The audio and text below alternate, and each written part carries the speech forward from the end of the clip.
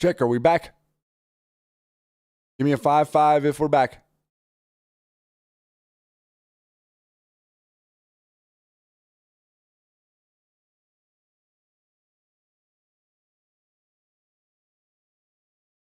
Can anybody hear me?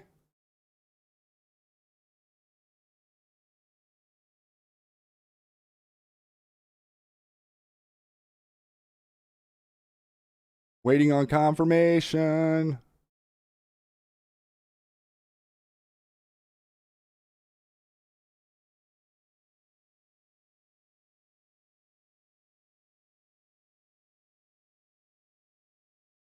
All right, somebody says they can hear me.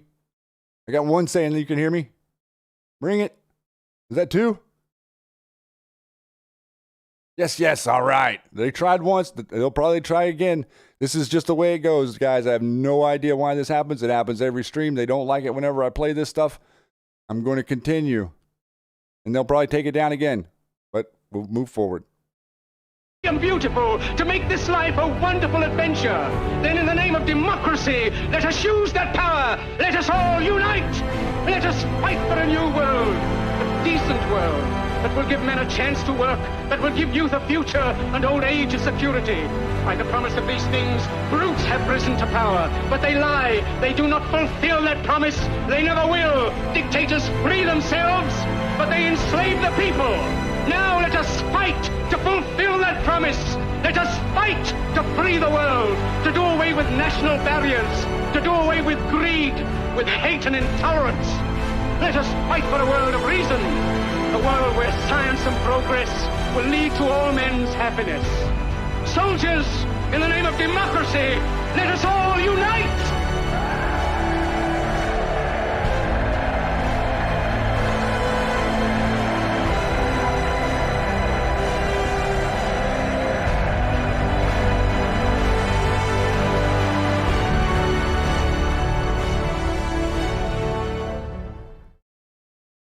That is pretty incredible. I think that we are up. Sorry about that. It looks like we are looking fine on my end, guys.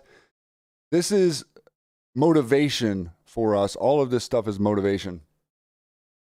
Q, your president, it's all motivation for you to get back involved in your country.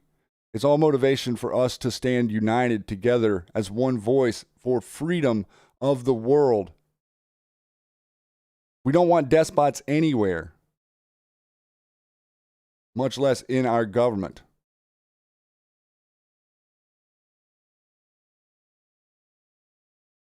As early as 1928, the communists declared that the racial differences among our people constituted the weakest and most vulnerable point in our social fabric. By constantly probing and straining at this one spot, they calculated that eventually the cloth could be torn apart and that Americans could be divided, weakened, and perhaps even set against each other in open combat. We mustn't kid ourselves into thinking that the communists have placed their agitators only into the black communities. They're working both sides of the street.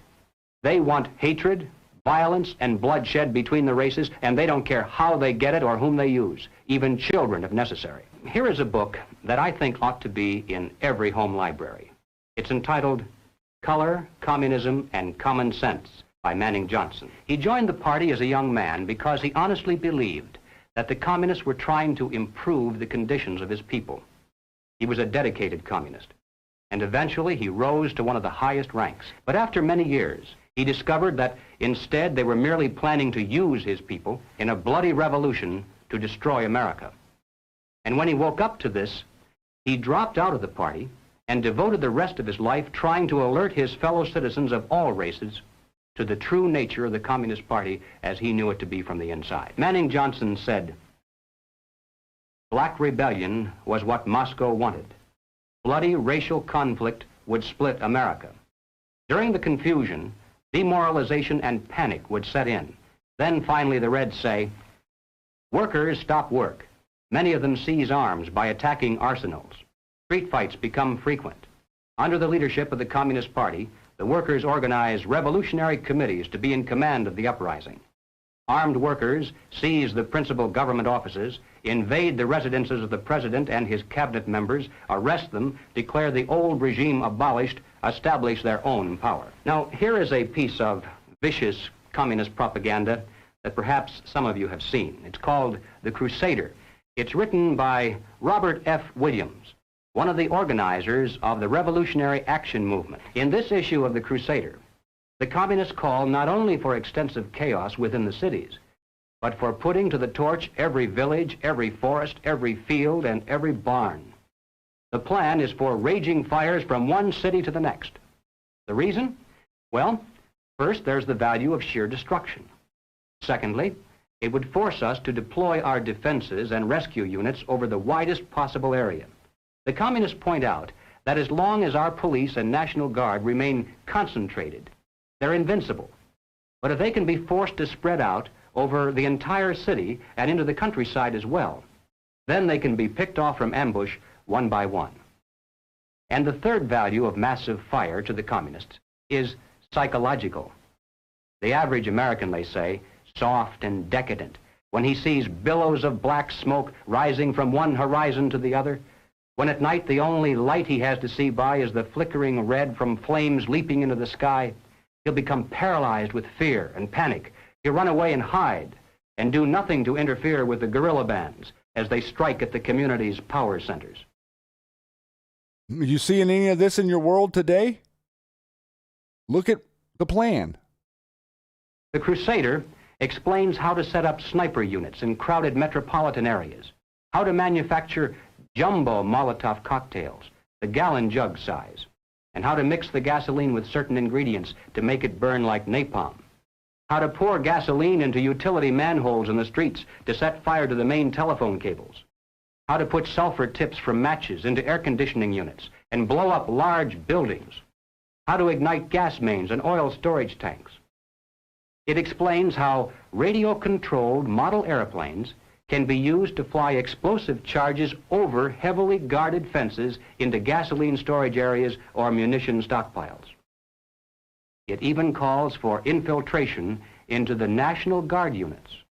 Revolutionaries posing as non-militants for the purpose of getting free military training and for gaining access to critical military supplies and heavy weapons. And then, finally, Robert Williams says this: any all-out minority revolution must create a state of crisis wherein almost all of the male population would be forced to remain in their homes to protect their property and families. The middle class is very large, but it is not accustomed to deprivation and terror. Because of its affluence, it has waxed soft. It has no stomach for massive fire, blood, and violence. The motive force behind its life drive is its endless pursuit of prestige, conspicuous consumption, and sensual pleasure. A few years of violent, sporadic, and highly destructive uprisings will set the stage for the grand finale. After the stage is properly set through protracted struggle, America could be brought to her knees in 90 days of highly organized, fierce fighting, sabotage. Hear that? This was a long time ago being set up for what you're seeing in your world today. Minus Trump. And massive firestorm. Ladies and gentlemen, the plans and preparations for a communist revolution of force and violence are far advanced. The organization behind these preparations has almost unlimited financial resources, and it provides both training and leadership based upon years of experience in many other countries. Our enemies are deadly serious about their task, and it's nothing short of national suicide for us to continue to ignore their plans and their progress. The violent revolution becomes of primary value to the communists to the extent to which it can be used to condition the masses psychologically to accept the non-violent revolution, which is offered supposedly as the only alternative. Hoping to avoid further violence and bloodshed, the public is to be pressured into accepting measures that will move the country gradually and legally toward communism, but without calling it that.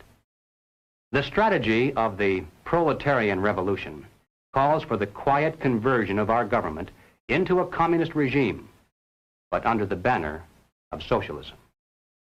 Well, what is socialism? All right, let's define it. According to the dictionary, socialism is a political concept based upon the principle of government ownership and control of property, the means of production, and the avenues of commerce. Under socialism, those who run the government, and the communists are confident that in America they eventually will be the ones who do so. Those who run the government will know who is to get something and who has to wait, and that represents control over human beings. What has all this to do with the communist revolution in America? Well, ladies and gentlemen, it has everything to do with it, because the building of socialism is the communist revolution in America. Boom. It represents the process whereby our country can be moved gradually toward communism without the people even being aware of it. Incrementalism is what they call it. No matter what grievance we may have, real or imagined, no matter what national problems we may face, the communists seize upon these as excuses to build socialism. They have one and only one solution for all problems: more government, and then more and more until it's total government. And forgive me for saying it one more time, total government is communism. Total government.